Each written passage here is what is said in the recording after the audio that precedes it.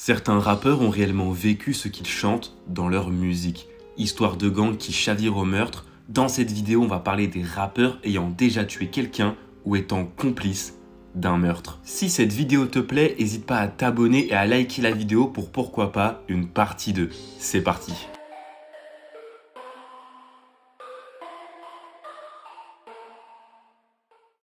YNW Melly. Jamel Demons, plus connu sous le nom de Melly, est probablement l'un des rappeurs les plus controversés de ces dernières années. Sa mère tombe enceinte de lui à l'âge de 14 ans alors qu'elle est encore en 3e. Elle a dû vite trouver du travail pour parvenir aux besoins de son enfant, souvent absente à cause du travail. Jamel va vite commencer à traîner de plus en plus dans la rue. Au début de son adolescence, il rejoint les Bloods à la recherche d'une stabilité familiale. Il va alors rapidement être en contact avec la drogue, les armes et les ennuis. Alors qu'il n'avait que 16 ans, il a été arrêté pour avoir tiré avec une arme à feu sur un groupe de personnes près de son lycée. Il visait soi-disant 3 personnes du lycée qui n'ont pas été touchées par son attaque. Il va être inculpé de faits graves et d'avoir utilisé une arme à feu dans un lieu public. Cela lui a valu 1 an de prison dans lequel il écrira Murder on My Mind ou encore Mama Cry. I wake up in the morning, I got murder on my mind. AK-47, Mac 11, Gloss and 9. I will be okay, just wipe those tears off of your face, I'm sorry. Il sortira de prison et consacrera les prochaines années à la musique. Il parlera souvent d'amour mais surtout de son affiliation à son gang sur quelques musiques.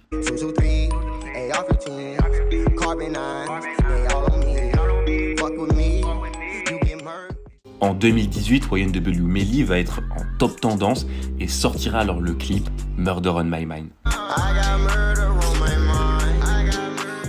Quelques mois plus tard, en octobre 2018, un événement va bouleverser la vie de Melly.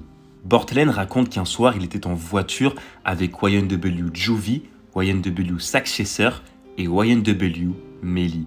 En plein centre-ville, quand soudain une voiture s'est arrêtée à leur droite et a commencé à tirer dans leur véhicule. YNW Bortlen, étant indemne, a alors conduit YNW Juvie et YNW Sack Chaser aux urgences. Malheureusement, ils vont être déclarés morts à l'hôpital, étant tués sur le coup. Melly dit qu'il n'était plus dans la voiture pendant la fusillade.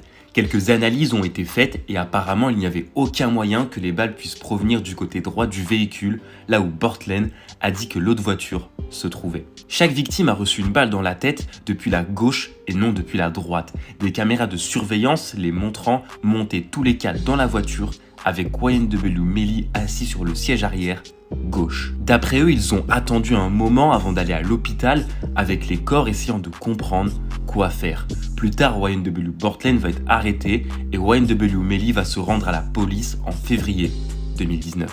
Aujourd'hui, Melly est en prison depuis plus de 3 ans et l'affaire a pris une toute autre tournure. Il va assister à quelques audiences mais son jugement va être reporté à plusieurs reprises. Pendant une audience, l'avocat de Melly déclare avoir 39 témoins qui prouvent l'innocence du rappeur. YNW Bortlen va être libéré sous caution, mais la demande de Melly va être refusée. Aujourd'hui, personne ne peut assurer son innocence ou encore sa culpabilité, donc l'affaire est à suivre. DaBaby. Il déclare avoir eu une enfance assez ordinaire, mais va vite s'intéresser à la rue. Il n'a cependant jamais admis avoir rejoint un gang, mais en 2015, quelques années après avoir reçu son diplôme d'études secondaires, il va se lancer dans la musique sous le nom de Baby Jesus. Mais pour pas trop de controverses, il va changer son pseudonyme en DaBaby. En automne 2018, tout va changer pour DaBaby qui va devenir un tueur.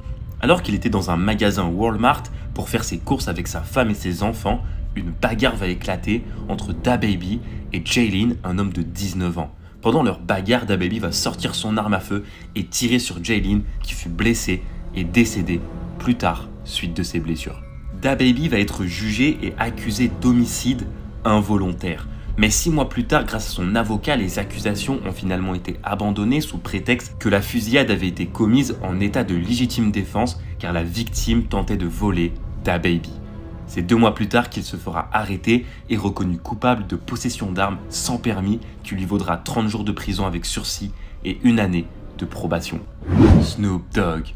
Étant actuellement en quelque sorte l'oncle du rap, son passé est pour le moins très virulent, étant un membre inconditionnel des Rolling 20 Crips depuis son enfance. Alors qu'il était en train d'enregistrer son premier album Doggy Style, il va se retrouver au milieu d'un crime majeur en août 1993. Le 25 août 1993 à Los Angeles, Snoop Dogg et ses amis sont victimes d'une altercation avec un gang ennemi plus tôt dans la journée. Snoop Dogg va commander à manger puis s'installer dans la Jeep avec son garde du corps, Malik, quand soudain un groupe de personnes installées devant eux se lève et approche. Malik se lève de sa voiture, toit ouvert, regarde l'homme appelé Philippe vers le bas. Philippe se sent intimidé et met sa main derrière lui pour attraper son arme dans sa ceinture, mais Malik, plus rapide, sort son arme et lui tire dessus quand soudain Philippe tombe au sol et meurt sur le coup.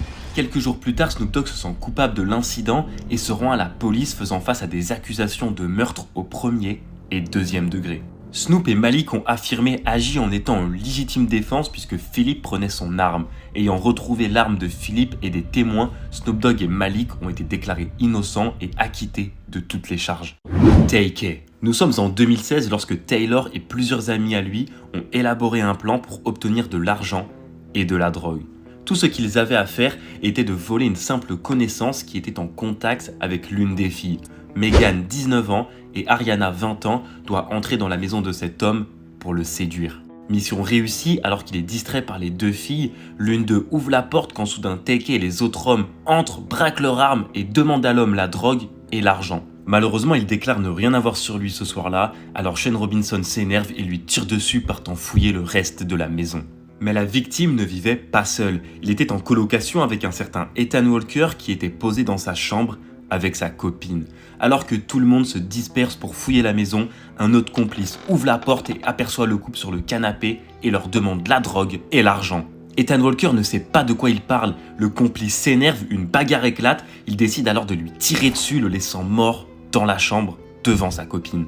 Quelques jours plus tard, ils vont être arrêtés, mais Take étant mineur doit alors rester bloqué chez lui sous bracelet électronique. Quelques jours avant son audience, marre d'être prisonnier, il coupe son bracelet et c'est alors que la cavale commence. Il va avoir une altercation avec un homme âgé qu'il laissera pour mort et tuera un photographe par la suite. Il en profitera pour sortir un clip alors qu'il est recherché par la police. Il se fera alors arrêter au Texas et sera jugé quelques années plus tard à 55 ans de prison, soit une libération à l'âge de 74 ans. King Von. Né sous le nom de Davon Bennett en 1994, originaire de Chicago, il a passé la partie de son enfance à O-Block, les rues les plus dangereuses de toute la ville.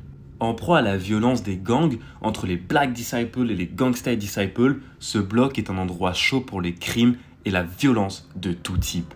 Quelques chanceux s'en ont sorti comme Chief Keef ou encore Michelle Obama, mais King Von s'est impliqué très tôt dans les gangs puisque le quartier était essentiellement géré et patrouillé par eux.